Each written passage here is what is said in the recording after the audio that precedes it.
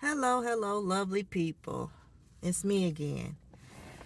So, I wanted to make this video. A lot of you all came to my channel mainly drawn to my channel for my Lyft and Uber videos and my work from home videos, and I really haven't posted much about those things. I'm still doing Uber. Um, I'm still doing Uber and Lyft. I'm making more money on Uber and Lyft than I am work from home jobs. And let me explain why I think working from home is not for everyone. And really think about it. I always like to apply for work from home jobs that don't require a lot of credentials. Basically, you're a U.S. citizen. They're hiring in your state, and that's pretty much it. Unfortunately, a lot of those companies, they have training, but it's not paid. Now, sometimes they have paid training, and a lot of times they don't.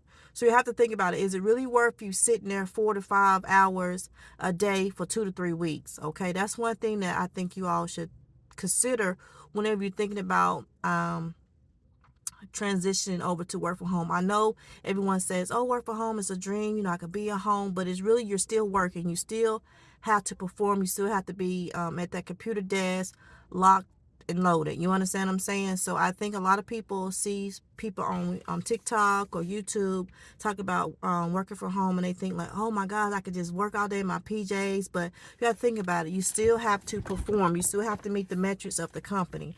And if you work for any particular company, their metrics might be very, very strict. So therefore, they don't allow you to be late. They don't allow you to take certain breaks and stuff like that. So doing Uber and Lyft in my notary business is just my number one thing right now, especially e-commerce, selling on eBay, Amazon. I just feel more freer. I've been tied down at a W-2 for many, many years of my adult life, and I'm finally just can say that I ventured out on faith and been self-employed, self-income driven for several years now, and I haven't been late on bills for maybe twice. I'll be honest, maybe twice, so maybe 3 times to really be honest and think about it. But I got through those challenging times, so it's not like month after month. And one way I keep myself on top of things, I keep my expenses at a very low minimum. And what I mean by that, my washer went out. So me and the children, young people, we made it do what it do. With the wash machine being out, and then the dryer went out. So I said I was not going to purchase and go into debt purchasing a new washer and dryer. Especially I wasn't going to one of the leasing companies. I don't want to say their name, but like Best Way, Aaron's, I just said their names, but I'm just saying like one of those places where you don't have to have excellent credit, you just have to have income. I didn't want to go because sometimes you're paying 3 times the price for those things. Now, my little trick that I always done when I did go to those places, I always get repossessed items, items that people could no longer afford, and they had to come back and compensate and take back. So therefore, it wasn't those three, like say the couch is say it's 1,700, but once they repossess it, it's only 700. So that's what I would do. I would get on those payment plans, and then I could pay it off in the 90 days, so there I wouldn't be paying all that extra interest and stuff that they got going on with their terms. So that's how I will furnish my house. When I got back on my feet, I will buy furniture like that. But I found myself going in a hamster wheel, get paid, have to pay these people their money, their furniture money or their appliance money. And then I'm like, darn, I still don't have money. I still can't enjoy the money that I'm making. I'm working hard, working doubles, I'm working overtime. And after tax, it's still like you ain't worked nothing, but I'm going back onto working from home.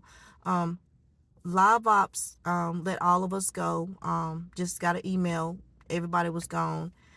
And then I had to try to find another company that I wanted to work for, and I got hired. I applied for another company, and I accepted the company. So they're supposed to start training in a couple of weeks, and I'm kind of torn because right now I'm doing okay doing Uber, Lyft, my notary business, and eBay and Amazon.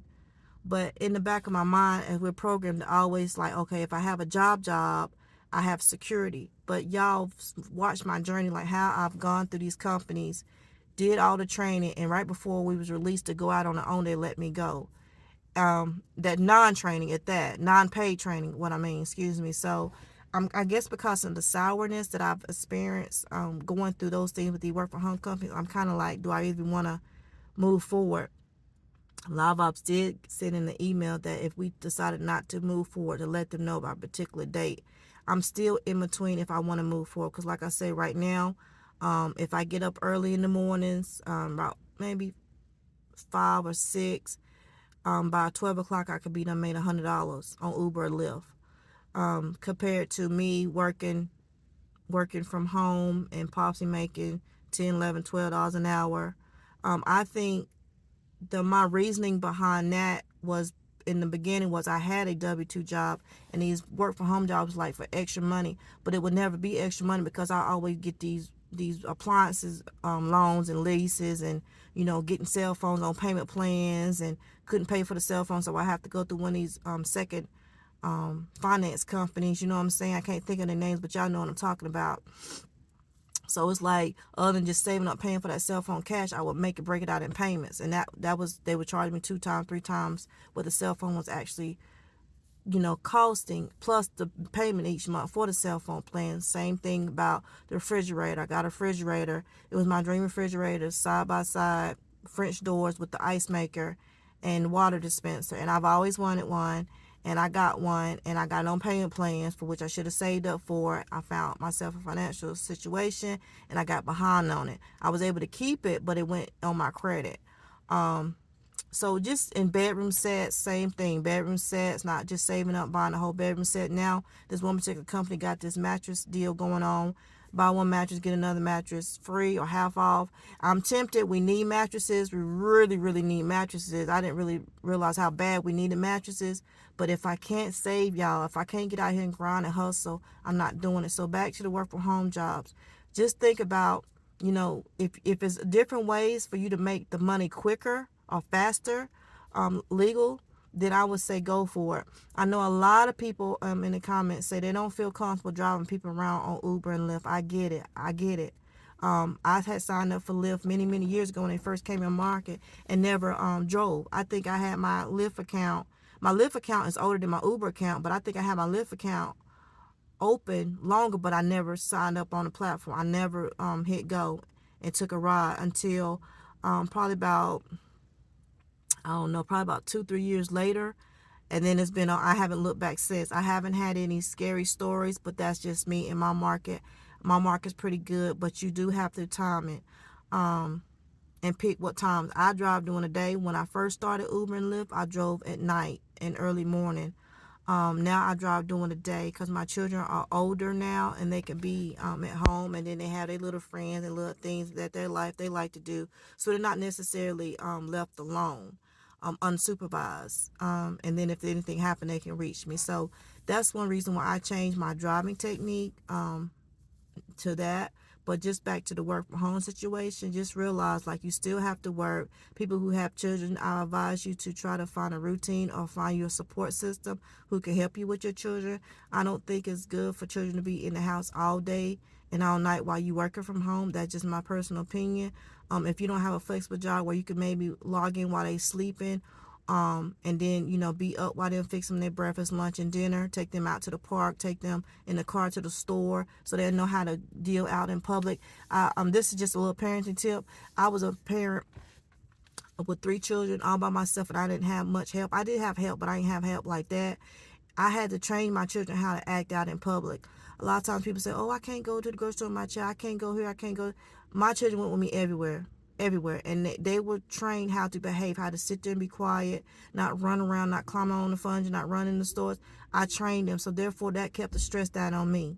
Now, where they ask for everything in the store, that never changed. The children gonna be children, but the behavior and the mannerism that I instilled in my children when they were young, it shows now when they're preteens and adults. People say my children are well behaved because as a single parent, I had to make things easier on me. So that's why I'm saying, if you're working from home, try to find that support system. If you have to put them in daycare while you're at work, try to find a home daycare or a daycare where you can afford, or someone who don't have a job. Maybe this would be their little extra money to do what they need to do outside of their little check they get each month.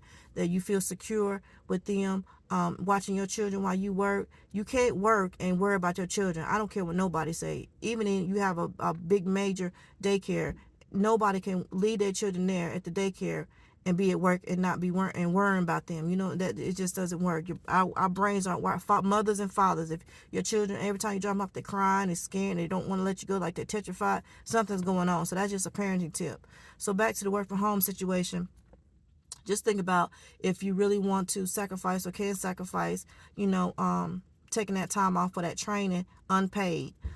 Like I said, I always go for companies that don't require a lot of credentials, and I'm back at that. So therefore, they are going to be a little bit lower paying. But like I said, I have so many different ways to make money. People are like, well, why don't you do just one? Well, this is it. YouTube is going to be a passive income. The more videos you put out, the more views you put out, you get sponsorships, and you have affiliates links in your YouTube videos, you will make money. So this is it. This is full time for me.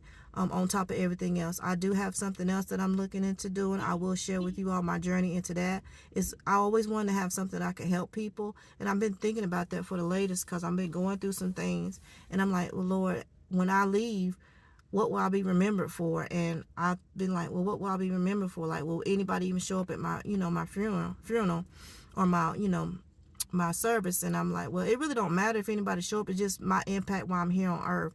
And that's what I had to keep telling myself when I got down about stuff. My impact on life, I want to be able to impact. I want to be able to be that light in the darkness when people are going through it, because I've been there. I've been that, not wanting to be here, and stuff like that. So, and not even the love of my children, I had to pull myself out of that darkness. You know what I'm saying? I'll talk about that too. But back to work from home, I think you all should think about it.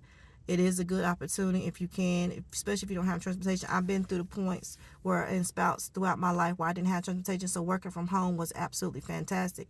But remember, it's still a job, and some of these companies don't pay you. So if you can struggle, and I mean not struggle, but thug it out, them 2, 3, 4 weeks, sometimes like 6 weeks without pay, then do it. But don't get yourself put out your house or your apartment or your living situation because you hoping that this job will pay you. Because like I said, y'all see my journey where I've been in the training, and right before we was released to go and be active on the dollars or call systems, they let me go.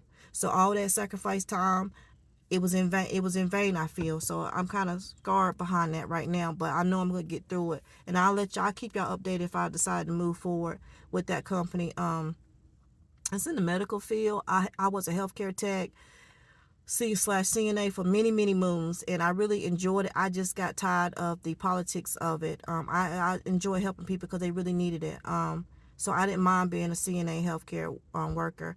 It's just the politics in behind of it. So yeah, so I hope this helps answer your questions, what I've been up to, and if you should too, um, consider working from home. Don't forget to like, comment, subscribe.